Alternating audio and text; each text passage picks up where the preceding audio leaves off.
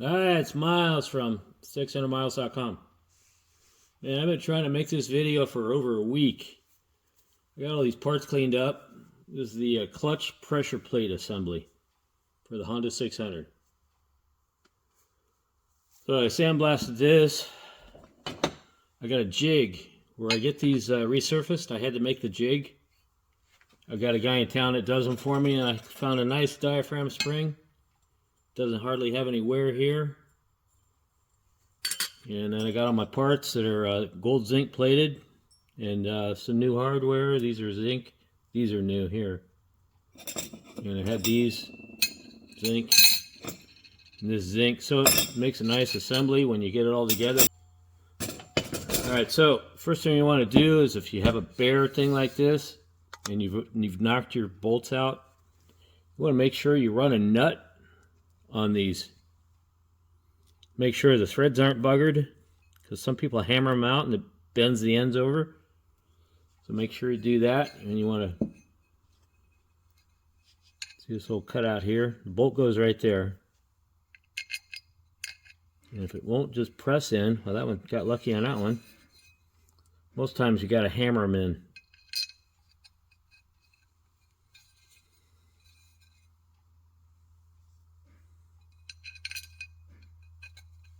And if you do have to hammer them in, you take a socket, put it down like that, hammer it in, big hammer. So you're supporting the part. All right, hammer them all in. Then what you want to put on next is these washers. These are all special washers.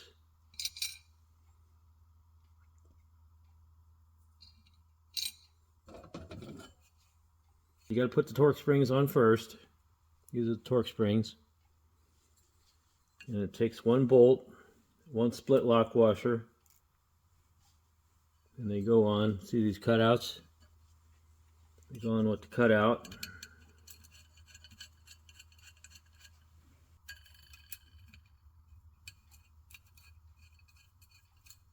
And leave the bolts loose, because you'll need to get this next piece on.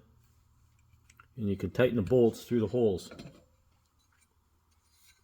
So you got to line up this piece here. Oh, I got it first time. Got lucky. Alright, then once that's on, put the other washers on. Or you can put them all on. I don't care. Now you want to tighten these three bolts. It's a 10mm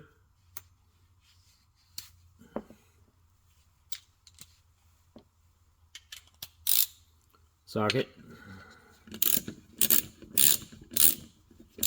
These go on next. These little spacers. A lot of times they have wear in them. See a little notch right there. Hardly anything, but I put the notch to the inside. Here's my Super Lube silicone grease. And then I like to put it on the spring. Lubricates the spring. When you push in the clutch pedal, everything in here moves.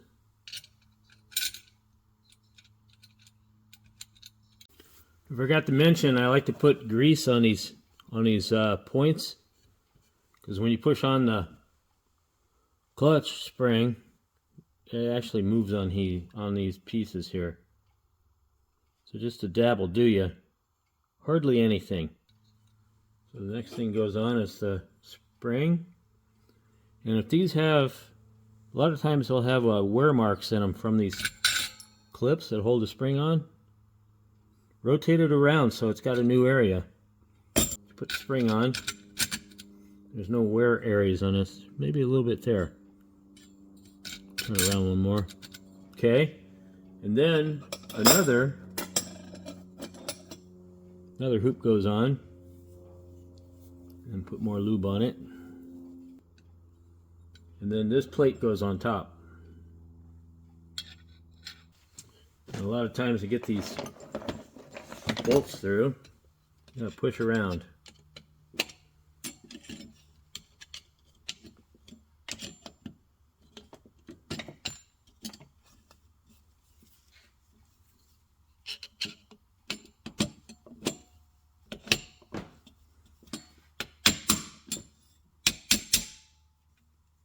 It takes 6 split lock washers and 6 nuts.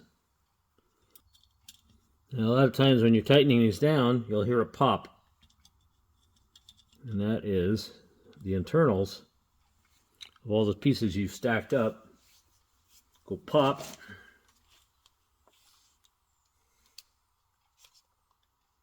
When they're all aligning.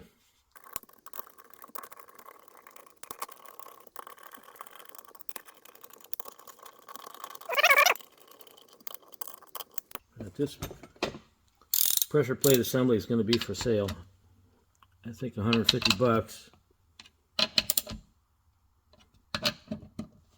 Remember I said you've tightened it together and it could pop?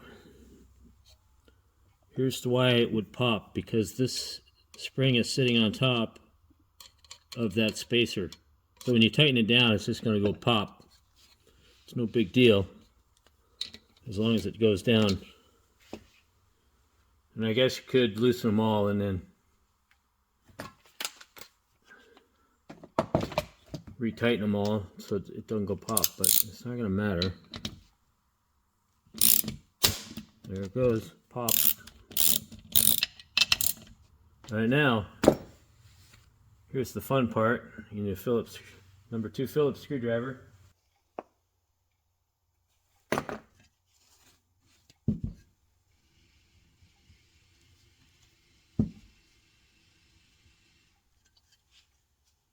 It goes on 4 spots. All right, so the next part to go on is these little clips here. And they go on normally with a Phillips screw.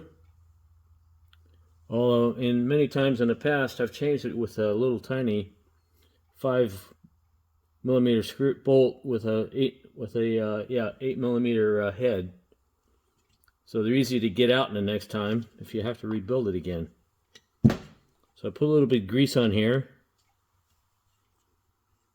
That's a pivot point. And when you will notice, this screw hole does not line up if the part's sitting down flat. It does not line up with the hole, so you got to flip it over a little bit and then put the screw in it.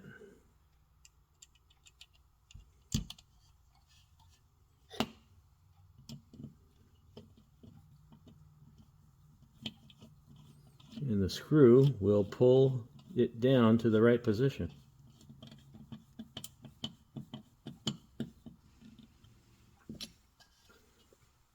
Thusly, you put them all 4 on, and then you're done. All right, the clutch is all done. And a lot of times I'll do is engrave my initials and the date on here. In case the car comes back in and I have to do service again, at least I'll know when I rebuilt this unit. So if you see one with my initials on it and the date, it'd probably be from the 80s. All right, there's something else I got to show you here. In the parts manual, bolt number 32, excuse my dirty finger, I've been working. Bolt number 32, there's supposed to be 8 of them, and they go all around the clutch cover. It holds the clutch cover onto the engine, onto the flywheel. But over here, part number 32, it says it's 6 by 45. That is way too long. I'm pretty sure they're either 28 or 32. Yeah, yellow dot right there, that's a balance mark. So when Honda made these originally, those were painted red, the dot. And it lines up with the balance mark on the, people might call it a clutch basket, I guess. I call it a clutch drum.